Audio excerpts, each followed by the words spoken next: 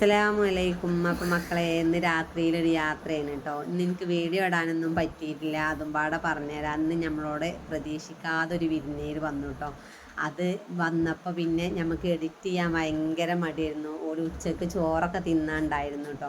ഇന്ന് ചോറ്റക്ക് കൂട്ടാനാണെങ്കിൽ ഞാൻ തക്കാളി ചമ്മന്തിയും അതുപോലെ നല്ല നാടൻ മത്തി കിട്ടിയിരുന്നു, അതും പൊരിച്ചിരുന്നു കേട്ടോ. അങ്ങനെ ഓടി ചോറയെ കഴിഞ്ഞ് 5:30 പോയി. പിന്നെ വൈകുന്നേരം ചോറ് വെക്കണമായിരുന്നു കേട്ടോ. അപ്പം ഞാൻ ചോറ് വെക്കാതെ പുറപ്പാടിലായിരുന്നു. എന്നാലും ഞങ്ങളിങ്ങനെ ബാബുവാക്കുനുള്ള ഒന്ന് നമുക്ക് പുറത്ത് പോയിട്ട് എന്തെങ്കിലും ചെറുതായിട്ടൊന്ന് തിന്നാന്ന് പറഞ്ഞു. ഒന്നും വേണ്ട, ഒരു ജ്യൂസ് കുടിച്ചായിരുന്നു കേട്ടോ. കുറേ ദിവസമായിക്കണം ഇങ്ങനെ പുറത്ത് പോയിട്ട്. ഷാലൂന് അസുഖം ഉണ്ടായി മാറിയതിന് ശേഷം നമ്മൾ പുറത്ത് പോയി ഭക്ഷണം കഴിച്ചിട്ടില്ല. എന്തായാലും വേണ്ടില്ല, ചോദിച്ച പാട് ബാബുവാക്ക് സമ്മതിച്ചു കേട്ടോ. കൊപ്പത്ത് 4 ഫ്രൂട്ട്സിലാട്ടെ എത്തിയത്. അങ്ങനെ അവിടുന്ന് പൈനാപ്പിൾ ജ്യൂസും അതുപോലെ ഷവർമ്മ എടുത്തിട്ടുണ്ട് കേട്ടോ.